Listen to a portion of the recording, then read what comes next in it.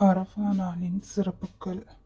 அரஃபா நாள் என்பது இஸ்லாமிய மார்க்கத்தில் மிக முக்கியத்துவம் வாய்ந்த மகத்தான ஒரு நாளாகும்.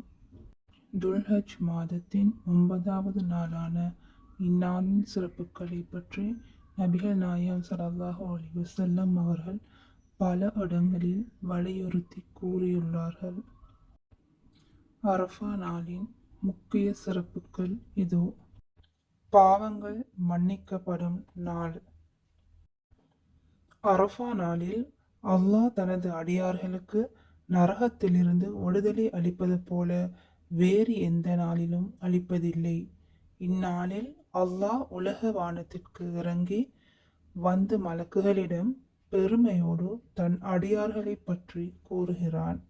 2 வருட பாவங்களுக்கு பரிகாரம் நோன்பு. ஹஜ்ஜிக்கு செல்லாதவர்கள் அரஃபா நாளில் நோன்பு நோட்பது சுன்னத்தாகும். நபிகள் நாயகம் ஸல்லல்லாஹு அலைஹி வஸல்லம் அவர்களிடம் அரஃபா நாள் நோன்பை பற்றி கேட்கப்பட்ட போது அது கடந்த வருடத்தின் பாவங்களையும் வரக்கூடிய வருடத்தின் பாவங்களையும் அழித்துவிடும் என்று கூறினார்கள். நூல் முஸ்லிம். மார்க்கம் முழுமையாக்கப்பட்ட நாள்.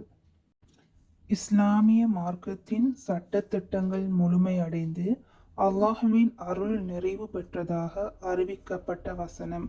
அல் குர்ஆன் 5ஆம் அத்தியாயம் 3ஆம் வசனம். இந்த அரஃபா நாளில் தான் இறங்கியது.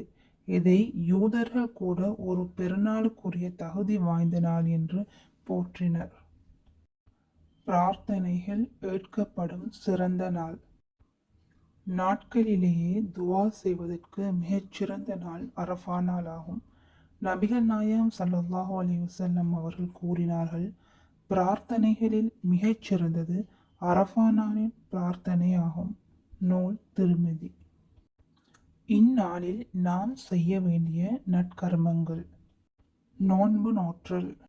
ஹஜ்ஜில் இல்லாதவர்கள் நம்மை போன்றவர்கள் தவறுவிடாமல் நோன்பு வைக்க வேண்டும்.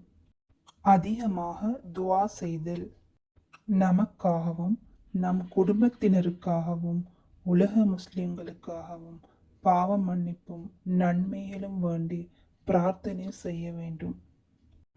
திக்ர் செய்தல்.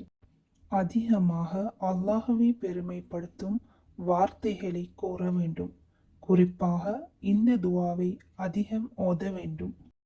லா இலாஹ இல்லல்லாஹ் வஹ்தஹு லா ஷரீக லஹு லஹுல் முல்கு வலஹுல் ஹம்து வஹுவ அலா குல்லி ஷைஇன் கதீர். தக்பீர் கூறுதல்.